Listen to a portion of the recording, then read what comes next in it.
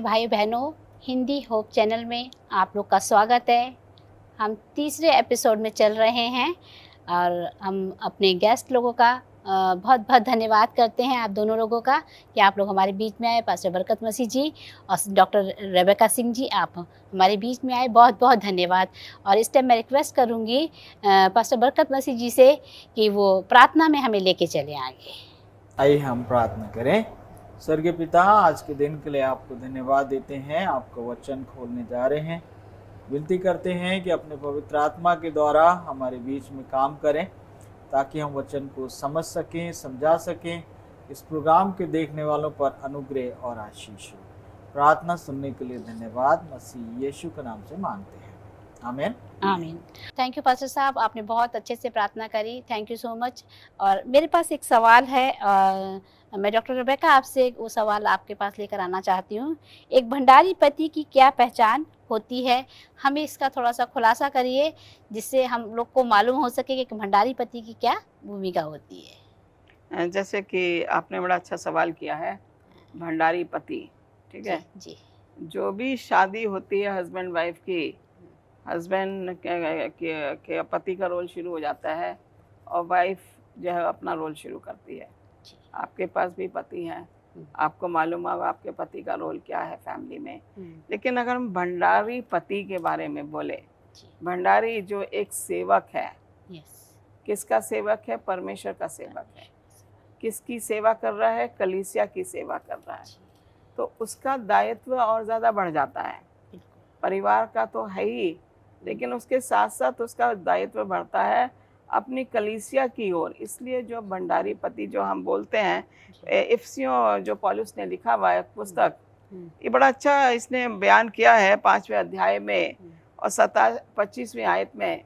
पौलुस यहाँ पे इस तरीके से बताते हैं, हे पतियों, अपनी अपनी पत्नी से प्रेम रखो जैसे मसीह ने भी कलीसिया से प्रेम करके अपने आप को उसके लिए दे दिया। अब यहाँ पे देखते हैं कलीसिया का जो हेड है वो यीशु मसीह है। बिल्कुल। और यीशु मसीह ने हमसे प्यार किया क्योंकि हम उसकी भेड़ हैं। भंडारी पति भी जो है कलीसिया का क्या है? चरवाहा है।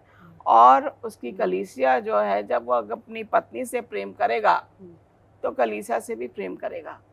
जो भंडारी पति अपने पत्नी से प्रेम नहीं करेगा वो कलीसिया से प्रेम नहीं करेगा। इसलिए पौलुस यहाँ में बड़े क्लियरली बता रहा है कि यीशु मसीह ने जब इस दुनिया को बनाया और जब आदम और हवा को बनाया तो यही था कि आदमी औरत से जुड़ा रहेगा, पति पत्नी एक साथ रहेंगे, एक बन के रहेंगे, उनके विचार एक होंगे, उनके सोच एक होगी।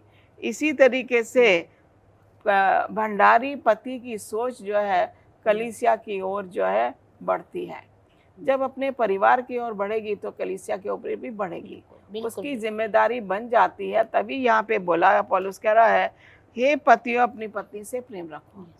अगर हम अपनी पत्नी से प्रेम कर रहे हैं और पत्नी अपने पति से प्रेम कर रही है तो वो जो हेड है हमारा, सिरमौर है यीशु मसीह, वो हम उससे प्रे कर रहे हैं। हम ये नहीं कह सकते हम परमेश्वर से प्रे करती हूँ, लेकिन घर में हमारे हम एक दूसरे की इज्जत नहीं कर रहे, एक दूसरे की रिस्पेक्ट नहीं कर रहे, तो फिर हम भंडारी पति हमारा नहीं हो सकता। क्योंकि दोनों की जिम्मेदारी बराबर है, पत्नी की भी और पति की भी। तभी एक साथ तालमेल बैठता है, यूनिटी बैठती है और प्रेम बसा रहता है। और कलीसिया में भी प्रेम बनता है क्योंकि कलीसिया की नज़रें पति और पत्नी दोनों पे होती हैं, क्योंकि वो कलीसिया के साथ पत्नी अपने भंडारी पति का साथ दे रही है। ये बहुत ज़रूरी है। बिल्कुल। Thank you so much ma'am, आपने बहुत अच्छे से हमें बताया इसका, जो उसके लिए थैंक यू। सर, आपसे एक सवाल है मेरे पास। एक भंडारी पति अपनी पत्नी को किस तरह से संभालता है? थैंक यू सो मच इस सवाल के लिए कि हर एक पति वो एक भंडारी है कि परमेश्वर ने उसको पत्नी और परिवार दिया है। तो किस तरह से एक पति अपनी पत्नी को संभालता है, मैं आपके साथ एक बाइबल वचन पढ़ना चाहता हूँ।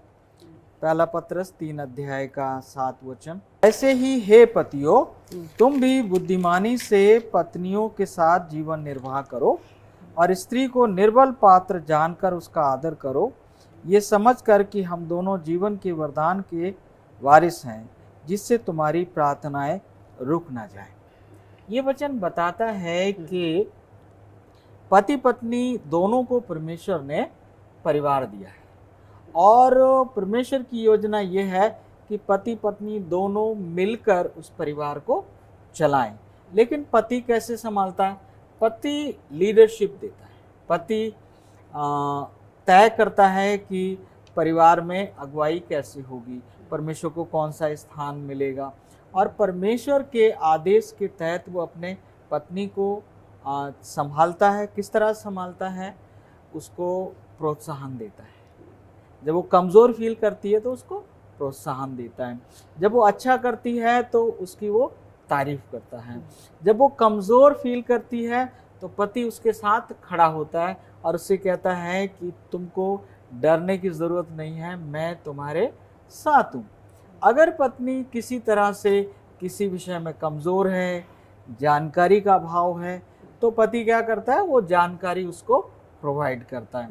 अगर पत्नी को कोई काम करते समय डर लग रहा है तो वो उसके साथ रहता है और उसको प्रोत्साहन देता है और उसकी हिम्मत बढ़ाता है। और इस तरह से पति की ये भूमिका होती है कि वो अपनी पत्नी को संभाले, उसके अंदर कॉन्फिडेंस पैदा करे, आत्मविश्वास पैदा करे, भरोसा पैदा करे, और जब ये होता है तो वो अपने काम को कर पाता है।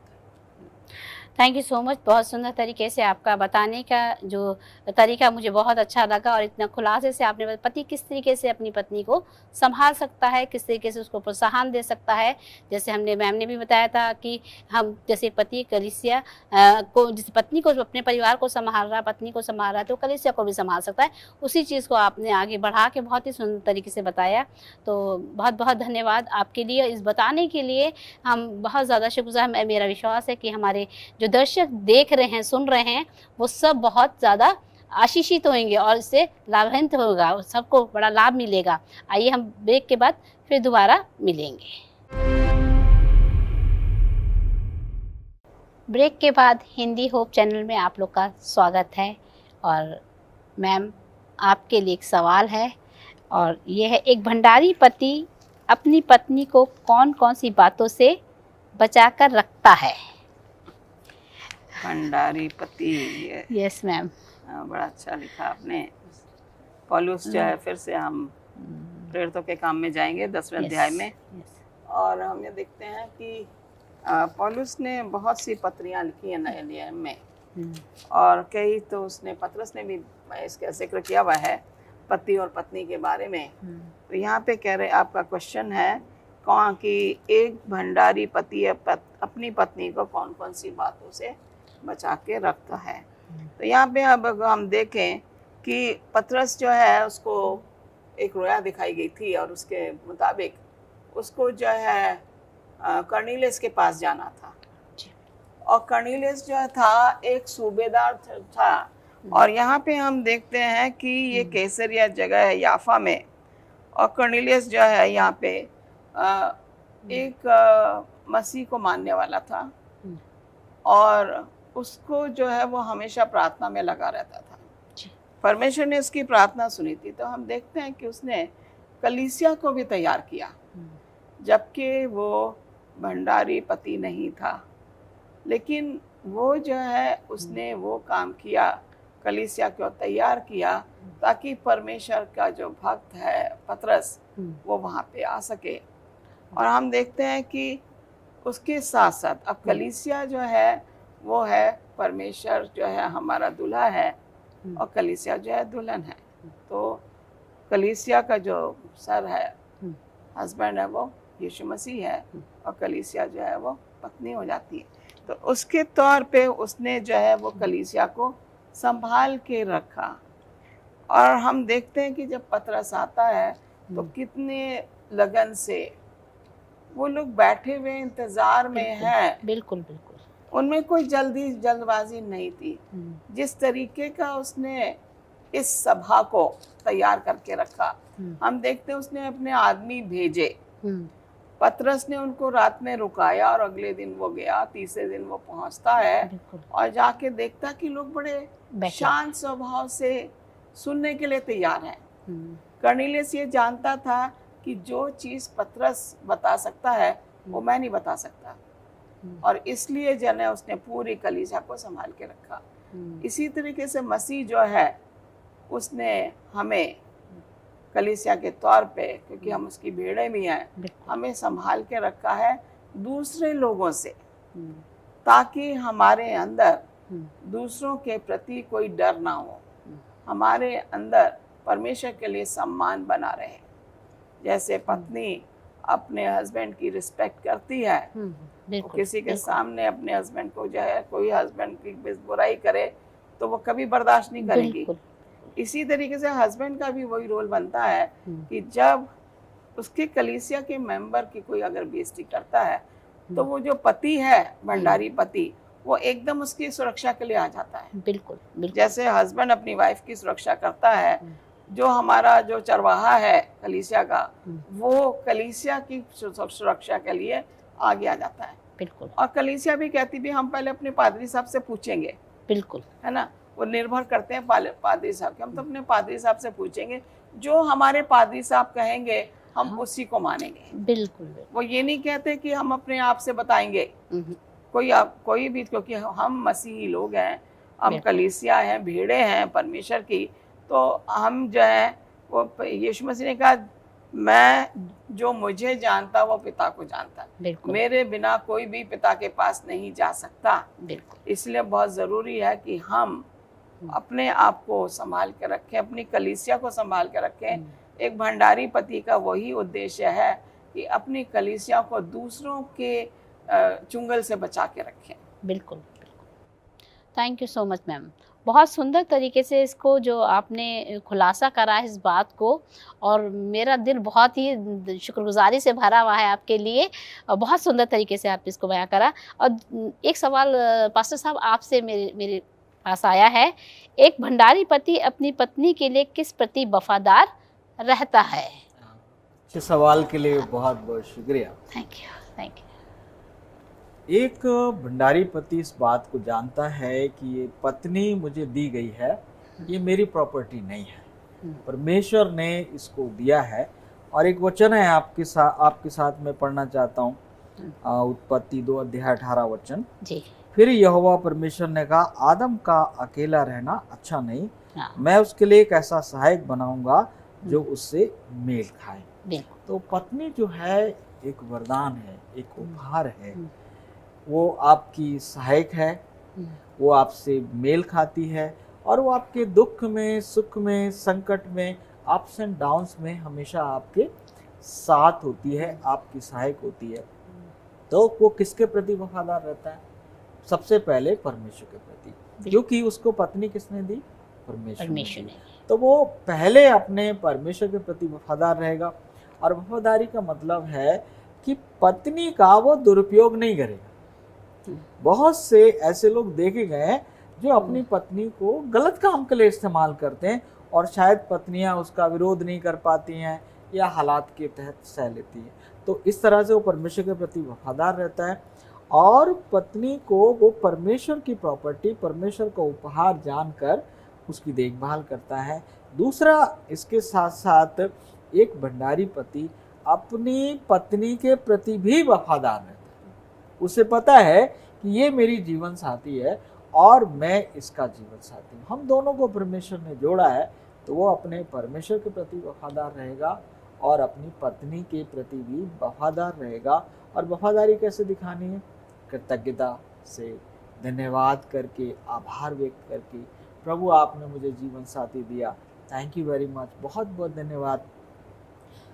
जीवन साथी का धन्यवाद कि आप मेरे जीवन में आए और हम दोनों मिलकर प्रभु के अनुग्रह को, प्रभु की आशीषों को पाने के लिए हम अपने उद्देश्य को पूरा कर सकते हैं। तो दोनों के प्रति वफादारी दिखानी है और दोनों के प्रति कृतज्ञ रहना है, और ये भूलकर भी नहीं सोचना है कि साहब ये पत्नी मेरी संपत्ति है या मेरी जागीर है, ये परमेश्वर को उपहार है। और यही सोचकर अगर हम करेंगे तो निश्चय हमारे घराने खुशहाल होंगे और प्रभु का अनुग्रह, प्रभु की आशीष भी हमारे बीच में होगी। थैंक यू सो मच इस सवाल के लिए।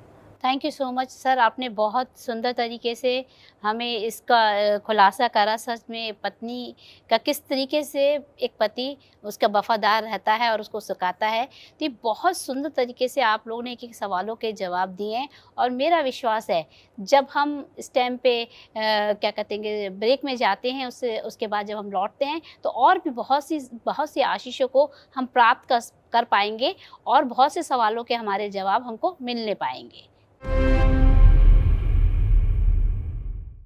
प्रिय भाई बहनों, ब्रेक के बाद हिंदी होप चैनल में आपका स्वागत है। संबंधों का भंडारीपन के विषय में हम लोग बातचीत कर रहे हैं और मेरा एक सवाल मैडम के पास जाता है, मैडम रिबेका के पास जाता है। एक भंडारी पति किस तरह से अपनी भूमिका को निभाता है? Ma'am. Madam thank you very much और इतने अच्छे सवाल के लिए। और मैं देखती हूँ कि भंडारी पति और सबसे पहले उसका जो दायित्व है उसका परिवार है। तो यहाँ पे हम यहोशू 24 में अगर देखें तो यहोशू जो है इज़राइलियों को बता रहा है कि उनका दायित्व किस ओर है और उनको ये भी बता रहा है कि वो लोग बुत परस्ती में जा रहे थे जी। और यहाँ पे ये कहता है यदि यहोवा की सेवा करनी तुम्हें बुरी लगे, ठीक है, कह रहा यदि यहोवा की सेवा करनी तुम्हें बुरी लगे तो आज चुन लो कि तुम किसकी सेवा करोगे, चाहे उन देवताओं की जिनकी सेवा तुम्हारे पुरखा महानद के उस पार करते थे, या चाहे अमोरियों के देवताओं की सेवा करो जिनके देश में तुम रहते हो, परंतु मैं तो अपने घराने समेत यहोवा ही की सेवा नित करूँगा। अब वो उन्हें चॉइस दे रहा है क्योंकि ये इजरायली कौम जो थी वो इस तरह की कौम थी कि ये बड़ी जल्दी ये बहकावे में आ जाते थे। अब उन्होंने देखा उनके पड़ोसी एमोराइट्स हैं, एमोरी हैं और दूसरे जो हैं दूसरे देवता हैं, ये इनके पीछे चले जाते थे। इनको देखते कि इन्होंने देवता बना रखे थे ना, बड़ा अट्रैक्शन सा लगता था और जिसकी वजह से यहोशू को अपना यह आखिरी जो लेक्चर है, जो इनको एडवाइस जो है, सुझाव जो दे रहा है, वो उन्हें चेतावनी के तौर पे दे रहा है कि तुम चाहे अमोरियों के पास जाओ, तुम अमालेकियों के पास जाओ, फलिस्तियों के पास जाओ, मगर तुम चुन लो तुम्हें परमेश्वर कहाँ से निकाल के लाया। परमेश्वर ने तुम्हें हर दुख मुसीबत में तुम्हारा साथ दिया है, आज तुम्हें चुनना है कि तुम किसको करोगे। मगर तुम चाहे एमोरियों को चुनो या अमालेकियों के देवताओं को चुनो, लेकिन मैं उससे बोल रहा है ठान के कि मैं क्या करूँगा, मैं अपने घराने समेत, ठीक है। उसने यहाँ पे दिखाया कि वो मुखिया है घराने का और एक ऐसा भंडारी पति ही कह सकता है अपने आप को कि मैं मेरा घराना, ठीक है, अपने घराने समेत। इसका मतलब यह है कि वो घराने का मुखिया है, चरवाहा है, घराने का चरवाहा है। तो कहता है मैं घराने समेत यहोवा की ही सेवा करूंगा। वो बता रहा है इजरायलियों को मैंने तो अपना रास्ता चुन लिया, तुम्हें चुनना है कि तुम क्या करोगे। अगर तुम परमेश्वर के रास्ते पे नहीं जाओगे तो तुम कहाँ जाओगे, नरक में जाओगे। बिल्कुल। अगर तुम परमेश्वर के रास्ते में जाओगे, अपने घराने को भी तुम्हें लेके जाना है। जैसे मैं अपने घराने को लेके परमेश्वर की नित सेवा करूंगा, तुम्हें भी अगर तुमने चुना है तो परमेश्वर की नित सेवा करनी है, परमेश्वर की नित आराधना करनी है। तभी आपके बाल बच्चे जो हैं वो वैसे ही ट्रेन होंगे जैसे आप करोगे। जब हम अपने बच्चों को परमेश्वर के सामने, बच्चों घुटने टेको, बच्चा घुटना टेकेगा। उनको बाइबल से हमने स्टोरी सिखा दी, बच्चा वही करेगा जो हम ट्रेन करेंगे। अगर माँ बाप सही ट्रेनिंग नहीं कर रहे हैं तो बच्चों को सही ट्रेनिंग कहाँ से मिलेगी। तो पति भंडारी कैसे हो सकता है अगर वो अपने बच्चों की देखभाल ना करे, और कलीसिया की देखभाल उसकी सेकेंडरी काम होता है। तो ये यहाँ पे बता रहा कि मैं अपने घराने समेत किसकी सेवा करूंगा, परमेश्वर की सेवा करूंगा। तुमने जो करना है तुम करो। और इजरायली कहते हैं नहीं, हम भी परमेश्वर को चुनेंगे। उन्होंने माना कि परमेश्वर के साथ ही रहने में उनकी भलाई है। Thank you so much ma'am, बहुत सुंदर तरीके से इसकी आपने जो बताया, व्याख्या करी हैगी। नो डाउट बहुत अच्छा आपने बताया है। एक सवाल और सर आपके लिए है मेरे पास। एक भंडारी पति किस प्रतिफल की आशा रखता है? इस अच्छे सवाल के लिए बहुत बहुत धन्यवाद। हर एक भंडारी एक प्रतिफल की आशा तो रखता है, और एक भंडारी जो पति है अपने घराने, जैसे मैम ने कहा कि वो अपने घराने का मुखिया है, अपनी पत्नी, अपने बच्चों, अपने खानदान की वो देखभाल करता है, परमेश्वर की आराधना करता है, तो वो क्या प्रतिफल की उम्मीद कर सकता है। आप मेरे साथ बाइबल में चले, हम भजन संहिता 128 खोलेंगे और इसकी 4 आयत हम पढ़ते हैं। वचन कहता है, क्या ही धन्य है हर एक जो यहोवा का भय मानता है और उसके मार्गों पर चलता है। तू अपनी कमाई को निश्चय खाने पाएगा, तू धन्य होगा, तेरा भला ही होगा, और तेरे घर के भीतर तेरी स्त्री फलवंत दाख लतासी होगी। तेरी मेज के चारों ओर तेरे बालक जलपाई के पौधे से होंगे। सुन, जो पुरुष यहोवा का भय मानता हो वह ऐसी ही आशीष पाएगा। यहाँ पर कई एक बात बताई है कि जो यहोवा का भय मानकर अपने घराने की देखभाल करता है वो कौन कौन सी आशीष पाएगा। नंबर 1 तो वो अपनी कमाई को खाने पाएगा, जो वो मेहनत परिश्रम करेगा उसको वो खाने पाएगा और अपने लिए इस्तेमाल कर सकेगा। दूसरा, उसकी जो स्त्री है वो फलवंत दाखलता से होगी, यानी परिवार खुशहाल होगा, और उनकी जो संतान है वो जलपाई के पौधे से होंगे। ये एक बहुत बड़ी आशीष है। और वचन कहता जो यहोवा का भय मानता है वो ये आशीष पाएगा। कौन सी? धन संपत्ति की आशीष होगी, परिवार में खुशहाली की आशीष होगी, शांति की आशीष होगी, एकता होगा, और क्या होगा कि उनके बच्चे सरफराज होंगे, बच्चे आज्ञाकारी होंगे, पत्नी आज्ञाकारी होगी, और वो पूरे घराने के साथ यहोवा की आराधना करेंगे, यहोवा की आशीष पाएंगे और यहोवा में वो बढ़ते चले जाएंगे। लेकिन अगर इस पूरे बात से यहोवा को आप निकाल दें तो फिर सारी चीज़ खत्म हो जाती है। तो अगली चीज़ मैं जो हाईलाइट करना चाहता हूँ कि परिवार का मुख्य मुखिया यहोवा परमेश्वर है। तो ये पति अगर मुखिया है तो उस परमेश्वर के अधीन है, और ऐसा करेंगे तो फिर सब कुछ ठीक हो जाएगा। Thank you. Thank you so much sir, आपने बहुत सुंदर तरीके से हमको इस सवाल का जवाब दिया। Thank you so much. भंडारीपन के संबंधों के विषय में जब हम सीख रहे हैं तो आगे भी हम इसकी चर्चा करेंगे। नेक्स्ट एपिसोड में, चौथे एपिसोड में हम फिर मिलेंगे। दर्शकों, जाइए कहीं नहीं, दोबारा फिर आइए।